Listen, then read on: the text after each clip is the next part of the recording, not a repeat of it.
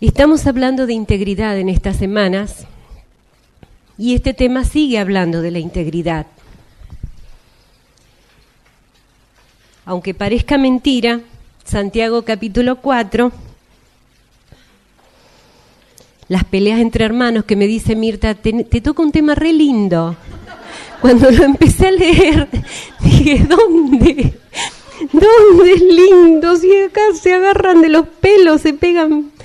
Es un lío entre hermanos creyentes, digo, bueno, pero después sí se transforma en algo lindo, ¿no? Pero tenemos que empezar muchas veces por las cosas que causan dolor, para después ver las cosas lindas que Dios tiene. Wiersbe dice en un momento que quizás el problema de la iglesia años atrás era que se creyera en el mensaje, pero que hoy en día se ha ido transformando al problema de que se pone en duda al mensajero.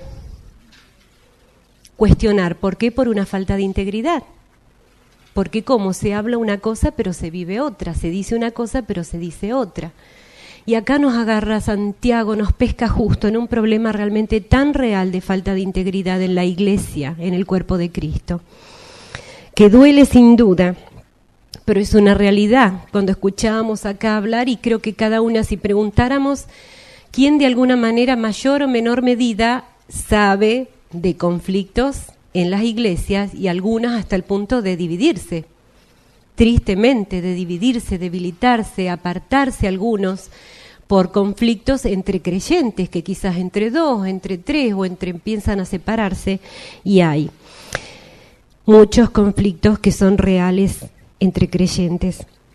Pero saben, el libro comienza con un relato que no quería dejar de hacerlo. Ven que todo está preparado para una boda. Hay acá un pasillo con flores que las chicas de decoración lo han hecho muy bien. Les agradezco no quiero perder nombres, pero Nancy Benedetich, Suni, Silvita Clauser, Gaby, Gabriela, ¿quién más estaba? Varias estaban ahí armando todo esto como una boda, porque el relato es sobre una boda. Y el relato dice así: los invitados a la boda se congregaron desde temprano. La ceremonia que tendrá lugar hoy ha sido muy esperada. La orquesta comienza a tocar un himno y el coro sube con la debida armonía. El novio y sus amigos se congregan frente al presbiterio. Una santa viejita, bajita, con sombrero de flores, se inclina a su acompañante y le susurra: ¿no es guapo? Es típico, ¿no? De eso. Que mirá el novio, está ahí parado. La respuesta confirma la pregunta: Dios mío, sí, es el más guapo de todos. El sonido del órgano anuncia con júbilo que la novia se acerca. Está todo preparado, ¿ven? Todos se ponen de pie, esforzándose por poder apreciar su belleza. ¿Quién no estira el cuello, no? Para tratar a los que te tapan de ver a ver cómo está la novia. Entonces una expresión de sorpresa estalla en la congregación.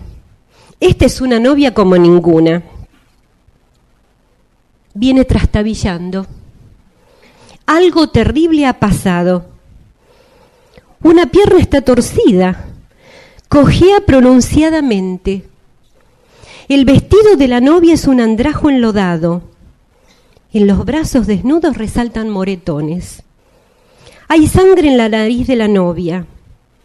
Un ojo está hinchado y su color ha cambiado de amarillos a violetas.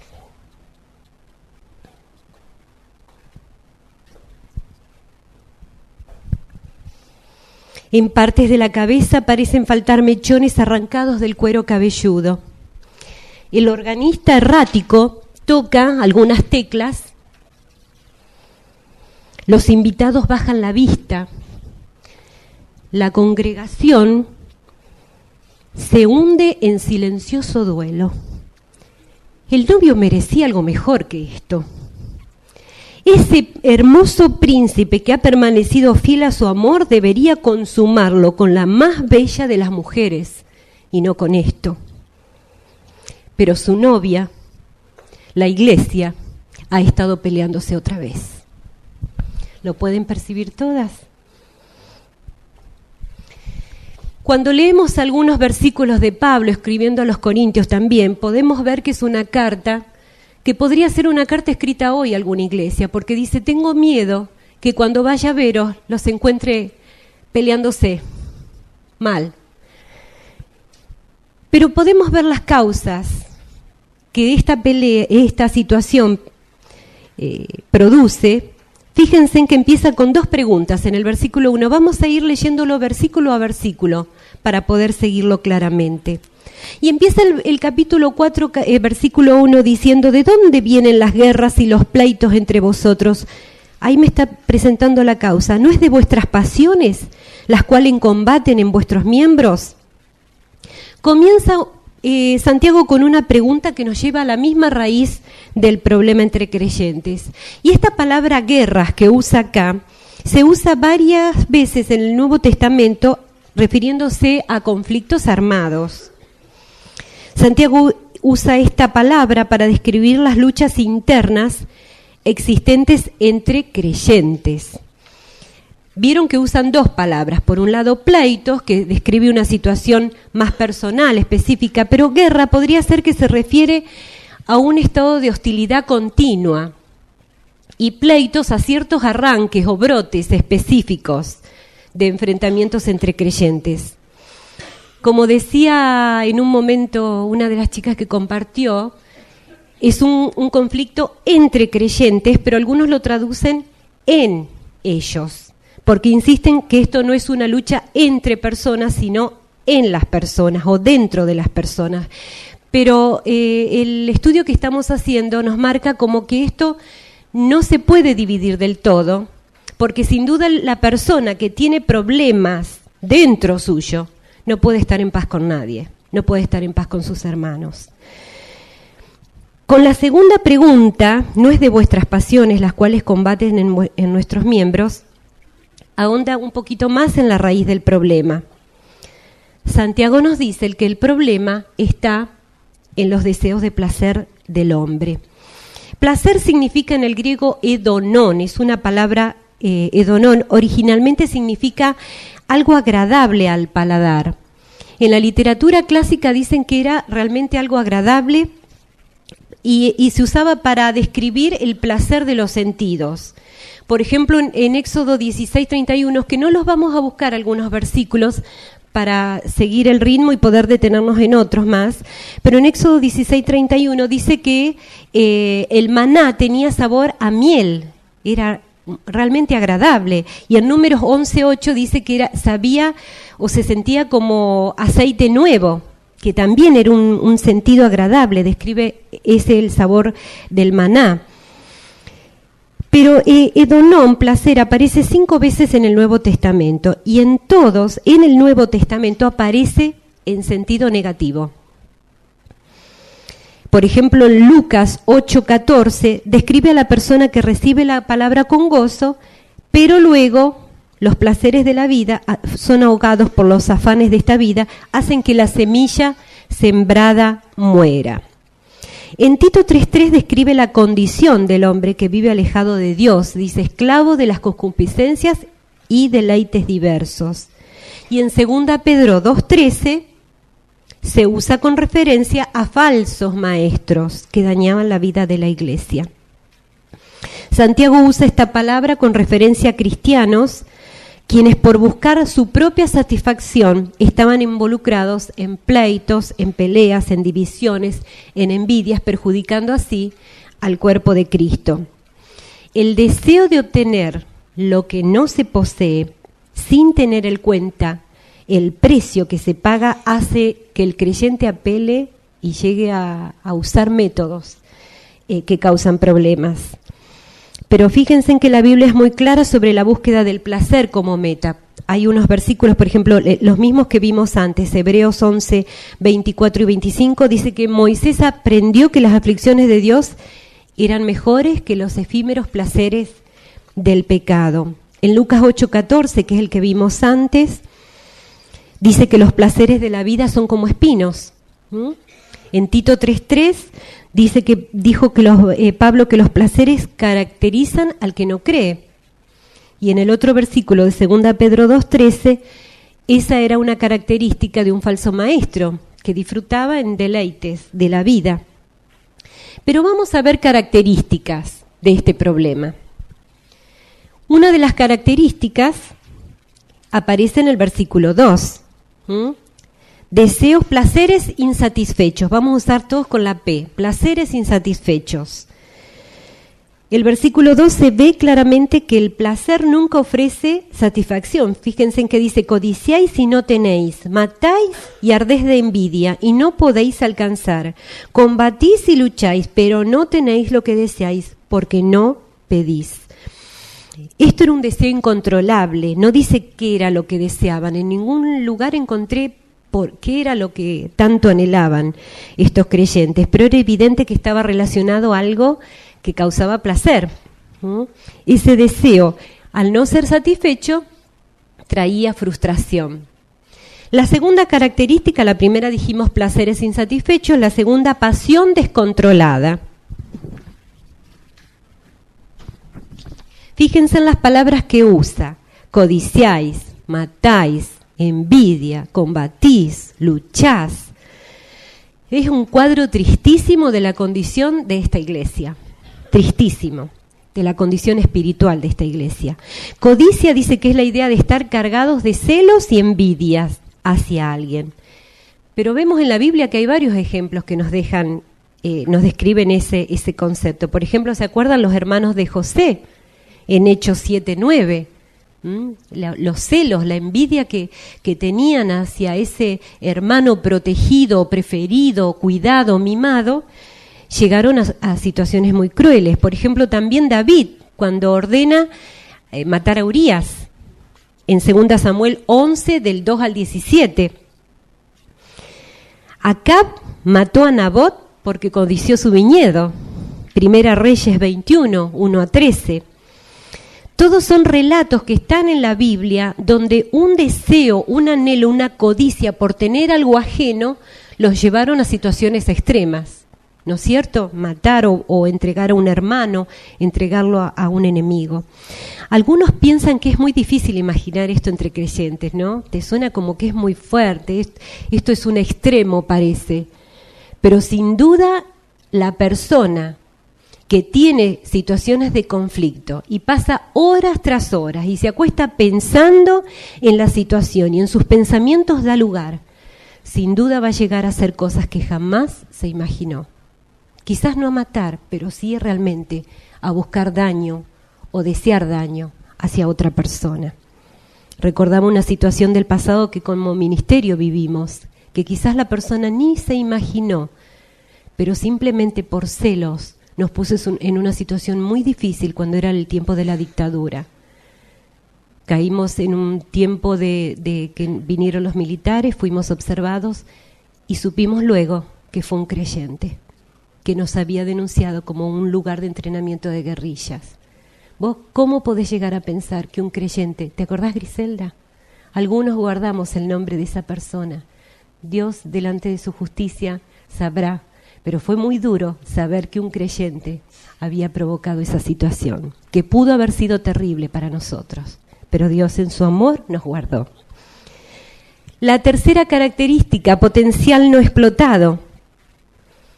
Hay un potencial no explotado y recién escuchábamos las chicas, oración, la oración. Anita, la oración, lo que significa la oración. Y tantas veces no lo sabemos aprovechar, tantas veces nosotros por nuestros propios medios queremos cambiar las cosas. Cuando dice Dios, acá están mis recursos, ¿por qué no lo usás? Mateo 7:7, por ejemplo, dice, pedid y se os dará, buscad y hallaréis, llamad y se os abrirá.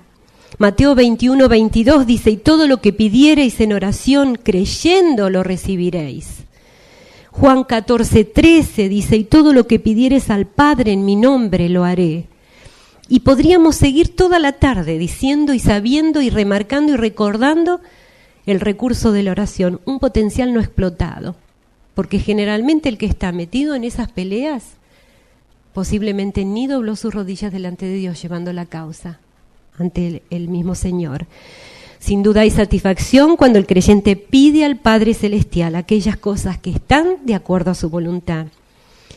La cuarta característica, con P, peticiones sin respuestas, porque acá me está hablando que parece que eran creyentes que sí tenían quizás la oración como petición, por lo menos en esa parte para pedir lo hacían, pero sus peticiones no eran respondidas porque eran hechas con fines egoístas.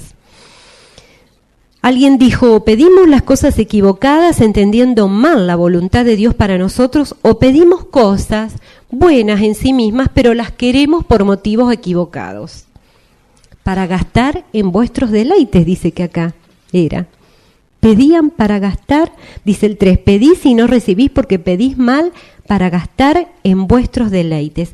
El verbo gastar, dapanao, se emplea, por ejemplo, para que tengan presente este concepto. Lucas de 15:13, que habla del hijo pródigo. ¿Se acuerdan? Este hijo que demandó de su padre su parte de la herencia, se fue, usó su herencia, dice, desperdició sus bienes perdidamente, y el versículo 14 de Lucas 15 dice que todo lo hubo malgastado, usó la herencia que le sacó al padre para gastarlo en placeres, en satisfacciones personales. Santiago presenta un caso realmente que es común a los creyentes hoy en día. Pedir cosas a Dios con el fin de satisfacer deseos personales y gastarlos en placeres de este mundo es usar mal el don precioso de la oración. Esto es lo que hicieron los creyentes que le está hablando Santiago. Pedían, pero para satisfacer cosas personales. Principios que sirven, que quizás sirven como guía para que nuestras oraciones sean escuchadas rápidamente, se las dejo y ustedes después quizás gasten un poquito más de tiempo. Por ejemplo, cuando oro yo sé que la Biblia me dice que debo pedir con fe, ¿no es cierto? Santiago 1:6. Mi oración debo hacerla en el nombre de Jesús, dice Juan 16:24. En tercer lugar, debo hacerlo conforme a su voluntad, me dice 1 Juan 5:14. En cuarto lugar, debo estar en relación correcta con el prójimo para que mi oración sea escuchada, ¿no es cierto? Eso lo dice 1 Pedro 3:7. En quinto lugar, no debe haber pecado confesado, sin confesar, dice el Salmos 66:18. Pero vamos a ver la condenación de los conflictos, porque acá hay conflictos por todos lados. El versículo 4 dice, oh almas adúlteras, ¿no sabéis que la amistad del mundo es enemistad contra Dios? Cualquiera, pues, que quiera ser amigo del mundo, se constituye enemigo de Dios. Es una frase fuerte que empieza el versículo 4, ¿no? Cuando dice, oh almas adúlteras, para nosotros resulta muy fuerte, pero piensen en el contexto que está hablando Santiago a estos creyentes. Ellos tenían bien en claro el concepto de lo que significaba, porque tenían en conocimiento que en el Antiguo Testamento se usaba la figura del matrimonio como para plantear o presentar la relación de Jehová Dios con su pueblo. Entonces ellos en el conocimiento del Antiguo Testamento sabían a lo que se estaba refiriendo cuando Santiago le dice almas adúlteras. Vamos a leer Isaías 54:5.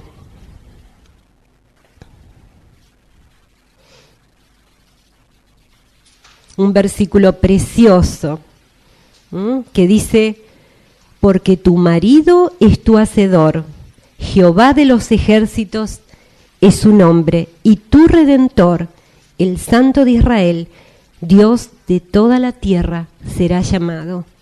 Tu marido es tu hacedor. Eso lo sabía. Estos judíos creyentes, convertidos al cristianismo, sabían lo que Santiago les estaba diciendo. También Jesús utiliza esta figura en sus enseñanzas, por ejemplo en Mateo 12:39, en capítulo 16:4, en Marcos 3:38, está esa figura. Pero vamos a ver dos puntos acá en la condenación de los conflictos. En primer lugar, que la amistad con el mundo destruye nuestra comunión con Dios. Santiago sigue llamándoles la atención a sus amigos cristianos que permitieron que su amor por el mundo ocupe el lugar de su amor a Cristo. Segunda Timoteo 3:4 dice, amadores de los deleites más que de Dios. Ellos sabían perfectamente los propósitos que Dios tenía para su pueblo. Vamos a buscar 1 Pedro 2.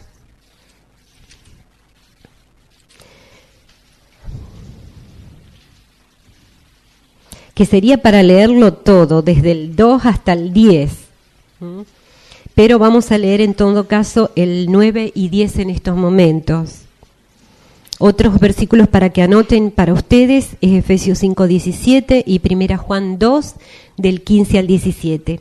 Pero 1 Pedro 2, 9 dice así, mas vosotros sois linaje escogido, real sacerdocio, nación santa, pueblo adquirido por Dios, para que anunciéis las virtudes de aquel que os llamó de las tinieblas a su luz admirable. Vosotros que en otro tiempo no erais pueblo, pero que ahora sois pueblos de Dios, que en otro tiempo no habíais alcanzado misericordia, pero ahora habéis alcanzado misericordia. Ellos sabían claramente cuál era el propósito de Dios sobre ellos, para su pueblo. Pero ellos dicen que se habían permitido tener amistad, que significa filía, y filía significa tener una relación de intimidad, relación de intimidad, de mutua intimidad, con gente no creyentes. Dice, ser amigo del mundo significa tener buenas relaciones con las personas, fuerzas, cosas, que por lo menos son indiferentes hacia Dios, por no decir abiertamente hostiles hacia Él. Eso lo dice el comentarista Ropes. Esa amistad terminaba siendo enemistad hacia Dios, porque amistad se destaca por la muestra de afecto. Yo soy amiga de alguien y voy a estar, la voy a ayudar, la voy a acompañar, la voy a cuidar. Y enemistad, ¿cómo se ve? Por actitudes hostiles. Por actitudes hostiles. Entonces, por su amistad con fuerzas, personas o cosas, terminaban siendo enemigos o enemistados con Dios mismo. Mateo 6:24, ¿se acuerdan que es muy claro cuando dice que no se puede servir a dos señores? No podés mantener las dos cosas. O es amigo o enemigo de uno o de otro. Pero vamos a ver en segundo lugar que la condenación de los conflictos nos marca que amistad con el mundo niega nuestra fe en la palabra de Dios. Volvemos al capítulo 4, versículo 5. Dice, o pensáis que la Escritura, de Santiago, pensáis que la Escritura dice en vano, el Espíritu que Él ha hecho morar en nosotros nos anhela celosamente. Algunos dicen que este es uno de los versículos más difíciles de interpretar, pero realmente Evis Carballosa decía, y sé que es concepto, siempre que aún acá en el instituto se dice, tenés que tener en cuenta el contexto, en todo el texto tener presente para poder resolver este punto. Porque acá cuando dice la Escritura, nadie ha podido encontrar a qué Escritura se refiere, entonces de ahí queda el conflicto. Pero teniendo en cuenta un contexto, recordamos entonces que Santiago le está escribiendo a judíos convertidos al cristianismo, pero que racial, culturalmente y emocionalmente seguían siendo judíos y también muy conocedores de las tradiciones judías y del Antiguo Testamento. Entonces, cuando dicen la Escritura, había conceptos claros que ellos sabían a qué se estaba refiriendo. Pero el versículo 5 de este capítulo se refiere al Espíritu Santo. Es claro que se refiere al Espíritu Santo. Por ejemplo, podemos ver que podría tener en cuenta Santiago, al recordar esto, Ezequiel 11,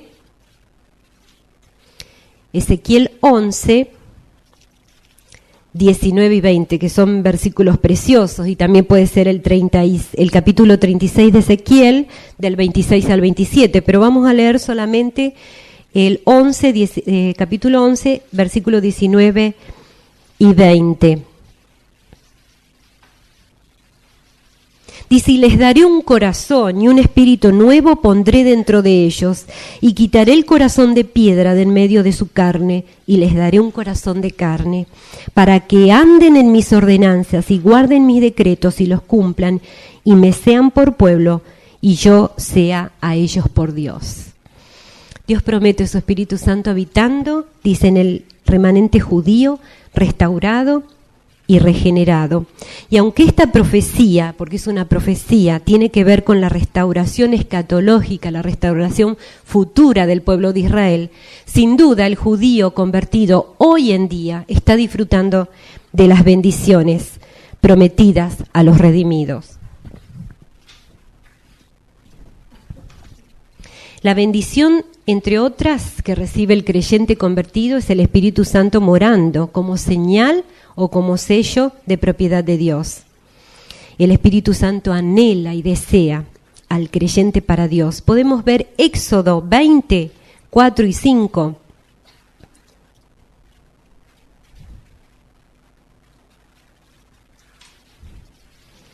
Éxodo 20, 4 y 5, también ustedes después pueden leer el capítulo 34, 14 y pueden leer Deuteronomio 6, 15, pero ahora solo vamos a leer 20, 4 y 5 que dice, no te harás imagen ni ninguna semejanza de lo que esté arriba en el cielo, ni abajo en la tierra, ni en las aguas debajo de la tierra. No te inclinarás a ellas ni las honrarás, porque yo soy Jehová tu Dios, fuerte, celoso, que visito la maldad de los padres sobre los hijos hasta la tercera y cuarta generación de los que me aborrecen. Dios es un Dios celoso y el Espíritu Santo nos anhela para Él.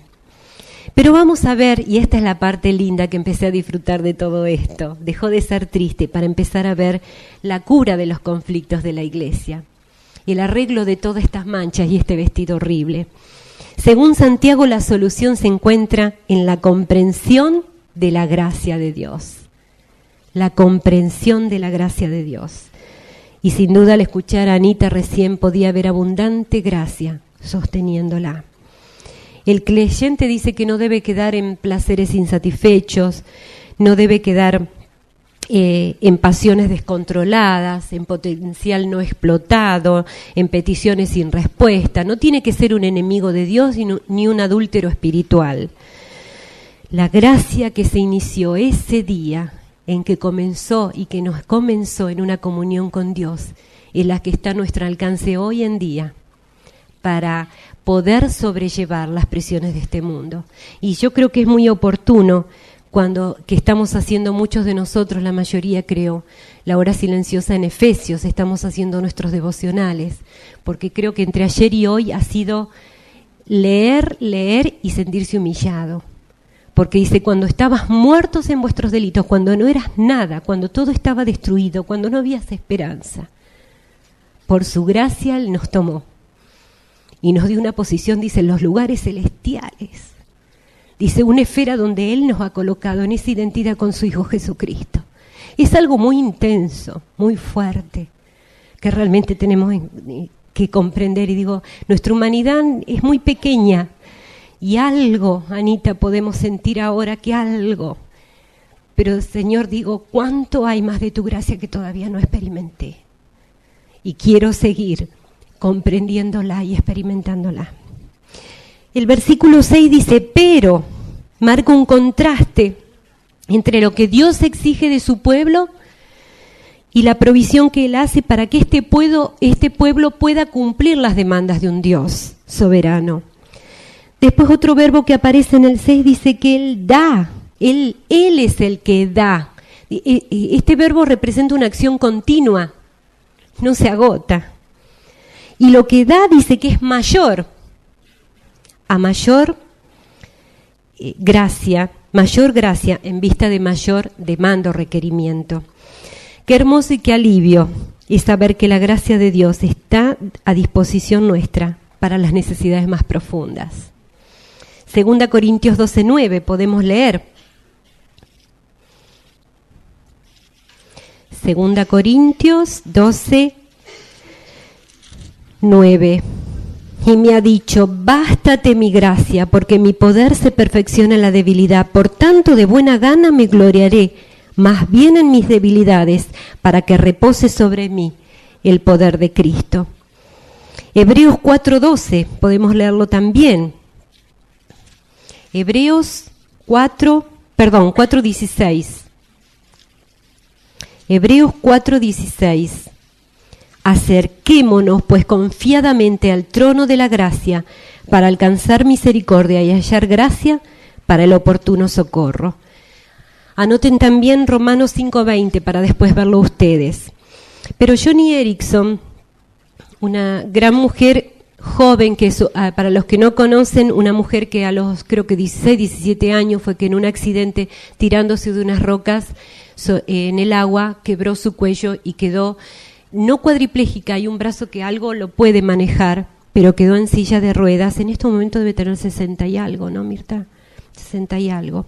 Pero ella en uno de sus libros dice así: siento que Él nunca nos dará una carga más pesada de la que podamos llevar. Veo a algunos amigos más discapacitados que yo y me digo, yo no podría soportarlo. Todos estamos en algún punto de la escala del sufrimiento, algunos de nosotros más.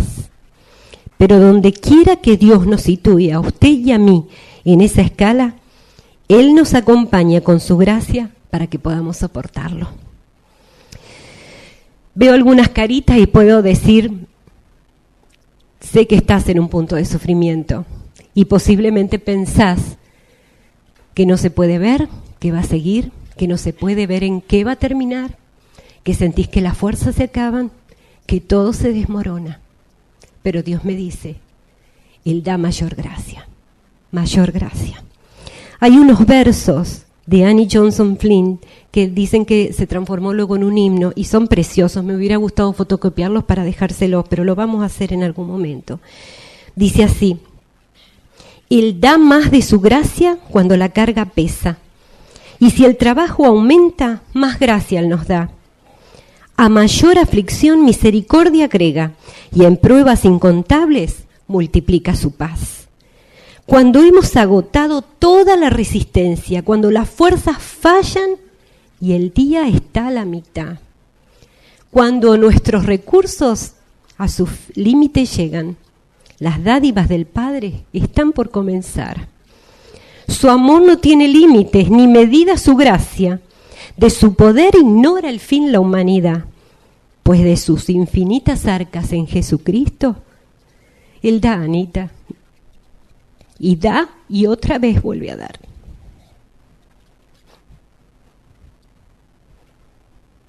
¿Quién recibe esta dádiva? Vamos al versículo 6.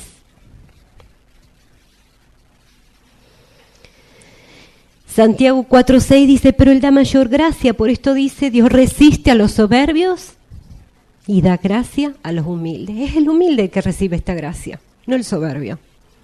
Contra el soberbio dice que hay resistencia. Y este resistir dice que es una expresión militar. Este verbo describe dramáticamente a Dios disponiéndose a sí mismo en entrar en batalla contra estos individuos. Soberbio significa uperefanois.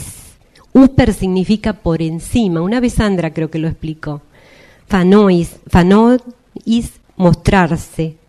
Literalmente significa alguien que se coloca, manifiesta o muestra por encima de los demás, que se pone o sostiene su cabeza por encima de las demás personas. Contra esas personas, Dios resiste, ni siquiera hay gracia. La condición de recibir esta gracia es ser humilde. Son los que reconocen su insuficiencia, porque el soberbio se cree autosuficiente. Los humildes exhiben las características de Cristo. Los humildes son aquellos que reconocen su necesidad de Dios y dependen de Él para su provisión. Santiago les habla a estos creyentes que con sus diferencias, peleas, peticiones mal hechas se habían terminado alejando de Dios. Pero vamos a ver ahora 9 imperativos rápidamente, nos queda poco tiempo. Imperativos griegos para comunicarnos 9 principios de la gracia de Dios. 9 principios de la gracia de Dios que debemos apropiarnos. ¿Cómo nos vamos a apropiar de esta gracia? En primer lugar, dice, versículo 7, someteos, pues a Dios. Someteos pues a Dios. Ese es el primer imperativo. Este verbo imperativo muestra un sentido de urgencia, llama una subordinación voluntaria a Dios y a su voluntad. Pero qué difícil es enfrentar el ego. Yo creo que esta es la lucha más grande que todos tenemos en algún momento, ¿no?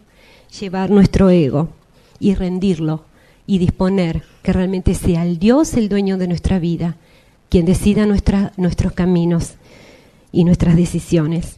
En segundo lugar, el segundo imperativo dice: resistid al diablo y huirá de vosotros. Este resistir, como vimos antes, es un término militar que representa la actitud de un soldado que se dispone y se atrinchera, se prepara para enfrentar al enemigo. Es el creyente que se somete a Dios primero para luego resistir al enemigo, que es el diablo. Basta ver algunos pasajes que describen su carácter, el carácter del diablo y su obra. Por ejemplo, en el Nuevo Testamento aparece 37 veces y se lo designa para hacerlo rápido como el maligno, el tentador, el homicida, el mentiroso, el adversario, el príncipe de los demonios, Dios de este siglo, acusador de los hermanos. Así como quiso destruir la vida de Job, un hombre íntegro, también él quiere destruir la vida del creyente íntegro hoy en día. Así como lo hizo en un pasado, sin duda va a seguir queriendo actuar en un presente. ¿Qué tenemos que hacer ante eso? Es muy clara las Escrituras cuando dice, una, ponernos la armadura. Efesios 6, del 10 al 18. En segundo lugar, saturarnos de su palabra. Mateos 4:4. En tercer lugar, orar. Juan 15, 7, 1 Juan 5, 14 y 15 y Efesios 6, 18. En tercer lugar, debemos restaurar la adoración como prioridad. Fíjense en que dice el versículo 8, acercaos a Dios. Apropiate de la gracia, acércate a Dios. De nuevo, este verbo está en imperativo, sigue un orden y señala una relación personal. Seguramente tenía en mente el concepto del Antiguo Testamento de Éxodo 19, 22, yo lo leo, cuando dice, y también se santificaban los sacerdotes que se acercan a Jehová para que Jehová no haga en ellos estragos. Levítico 10:3 dice, entonces dijo Moisés a Aarón, esto es lo que habló Jehová diciendo, en los que a mí se acercan me santificaré, y en presencia de todo el pueblo seré glorificado. Anoten también Hebreos 7:19.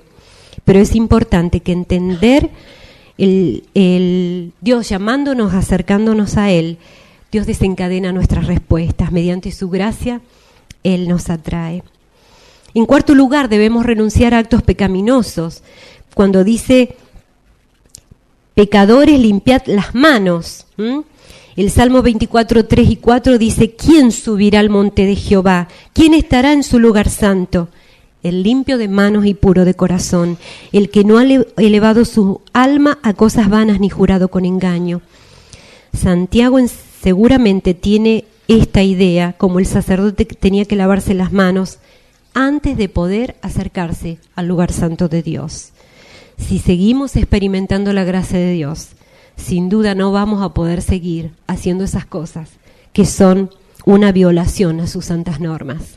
En quinto lugar, debemos rechazar actitudes pecaminosas, porque dice, vosotros, en el 8b sería, vosotros los de doble ánimo, purificad vuestros corazones. Doble ánimo significa doble alma. Este vocablo se usa para describir la inconstancia de una persona, alguien que no sabe qué rumbo tomar cuando enfrenta una situación determinada. Gente con lealtad dividida. Querían seguir a Dios, pero por el otro lado me atrae un poquito los placeres de este mundo. Es necesario disfrutar la gracia y rechazar y dejar de lado esta conducta. En sexto lugar, reaccionar con conflictos, con aflicción al pecado. Porque fíjense en el 9, versículo 9, dice afligíos y lamentad y llorad. Afligíos significa atravesar circunstancias difíciles. Lamentad es una expresión de tristeza que embarga el corazón de una persona. Y llorar es una expresión de la tristeza, de la situación que se está viviendo, como lo está pasando a Alba. Llorar es una manifestación externa de que algo nos está tocando. No es una expresión superficial, es un arrepentimiento genuino que se muestra con tristeza, no es una apariencia, es el resultado de algo que está pasando en mi corazón. 7. Refrenar una actitud frívola ante el mal, porque dice vuestra risa se convierte en lloro y vuestro gozo en tristeza.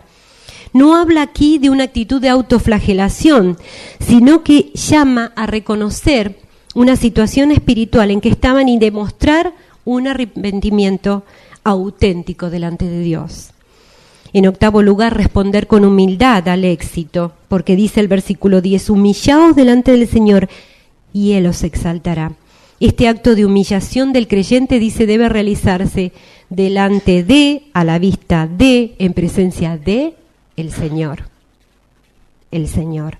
Dicho acto implica un reconocimiento de la soberanía de Dios. Santiago presenta este cuadro que dice que es como un vasallo que entraba en la corte del rey, se inclinaba, caía humillado delante del rey y no se levantaba hasta que el soberano no se lo permitía.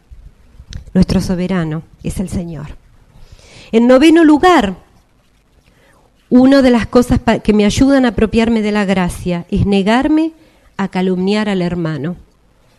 Hermanos, dice el 11, no murmuréis los unos de los otros. El que murmura del hermano y juzga a su hermano, murmura de la ley, juzga la ley. Pero si tú juzgas a la ley, no eres hacedor de la ley, sino juez. Murmurar significa difamar, desprestigiar y generalmente se relaciona con el uso de palabras duras hacia una persona que no está presente. Hemos escuchado el semestre anterior mucho acerca de la lengua, ¿no es cierto? En uno de los salmos de David relaciona la calumnia con la falta de humildad. Salmo 101:5, cuando dice, al que solapadamente infama a su prójimo, yo lo destruiré. No sufriré al de ojos altaneros y de corazón vanidoso. Muchas de nosotras no quieren hacer el trabajo del diablo, porque se acuerdan que dijimos que él es el acusador de los hermanos, pero muchas veces terminamos haciendo el mismo trabajo. Hablamos contra nuestros hermanos y hermanas cuando nos quejamos de ellos, llevamos y traemos historias que pueden hacerles lucir mal, juzgamos sus motivos y les condenamos. Cualquier cosa que digamos para derribarles en lugar de levantarles es hablar mal de ellos. Y tales maledicencias son hoy uno de los problemas más comunes de los creyentes. Vemos acá un vestido para finalizar. Un vestido que yo pensaba en su momento debe haber sido blanco, debe haber sido precioso. Y una novia lo debe haber lucido con mucho orgullo. Y debe haber despertado suspiros y aún varios queriendo ver esa belleza. Con el pasar del tiempo fue tomando manchas. Unas que el tiempo hizo, otras que yo hice intencional, como algunos creyentes deciden manchar sus vestiduras. Hay manchas de placeres insatisfechos, pasiones descontroladas, potencial no explotado, peticiones sin respuestas. Parecen cosas muy extremas, pero yo creo que sutilmente en actitudes, situaciones, necesidad de posición, de exigir, de esperar, de reclamar, tener, poseer algo en la iglesia, terminan siendo manchas para las vestiduras de esa novia. ¿Qué afecta? Afecta a mi comunión con Dios, porque termina la iglesia dividida, terminan en peleas. Afecta y niega mi fe en lo que creo en la palabra de Dios. Empieza a haber un quiebre. Esa iglesia, esa persona empieza a perder su integridad. Dice una cosa, pero es otra. Empieza a mostrar sus vestiduras. ¿Y quién puede creer un mensaje a una novia así? ¿Cuál es la solución? La gracia, abundante gracia. Rendirme a Dios, resistir al diablo, restaurar la adoración, renunciar a actos pecaminosos, como dijimos, rechazar actitudes, reaccionar con aflicción al pecado, refrenar una actitud frívola ante el mal, responder con humildad, negarme a calumniar al hermano. La gracia, abundante gracia que está a nuestro alcance, no solo para que nos alcanzó en ese día de nuestra salvación, sino para que hoy en día no pueda tocar nuestras vidas, nuestras vestiduras, ni dividir una iglesia. Y que realmente ese día en que haya un novio precioso esperándonos, pueda entrar una novia digna de un novio tan apuesto y que ha esperado con tanta paciencia, amor y benignidad a esa novia. Que Dios les bendiga y les lleve este día, porque yo creo que uno nunca puede escuchar la palabra de Dios sin sentir el corazón sacudido, pero tomar decisiones importantes. Que cada una pueda evaluar en qué punto mi vida empecé a permitir un quiebre, situaciones, demandas, palabras, distintas cosas que me llevan a estar mal con un hermano en Cristo. Y aunque nadie se dé cuenta, pero hay un conflicto a punto de estallar en el corazón contra otro hermano, que ante los pies del Señor, por su gracia abundante, pueda solucionarlo. Vamos a terminar en oración. Padre amado, realmente, Señor, nos humilla pensar en esa gracia tan abundante que estamos leyendo en Efesios capítulo 2, en el 1, 2. Tanto de dónde nos sacaste, lo que ya nos estás dando, bendiciones preciosas que podemos disfrutar. Pero, Señor, aún seguimos a veces enredados y con nuestra vista mirándonos a nosotros mismos, pretendiendo, exigiendo, esperando, reclamando, todo sobre el yo, cuando ese yo debe ser puesto a tus pies para que seas tú en nosotros y tu gracia pueda reflejarse en nuestras vestiduras blancas, no con manchas, pero solo tu gracia puede ser abundante para poder conseguirlo. Y sabemos que das mayor gracia a aquellos que son humildes. Gracias, Señor, por tantas mujeres que en estos momentos, familias acá representadas que están pasando situaciones muy difíciles. Pido abundante gracia sobre cada una de ellas para que realmente puedan experimentar ese amor, ese cuidado y ese conocerte y acercarte como nunca antes en sus vidas. Gracias, Señor, porque es un trabajo de las vestiduras que surge en el mismo corazón. Quedamos en tus manos, Señor, en nombre de aquel que hizo posible que nuestras vestiduras sean blancas. Por Cristo Jesús. Amén.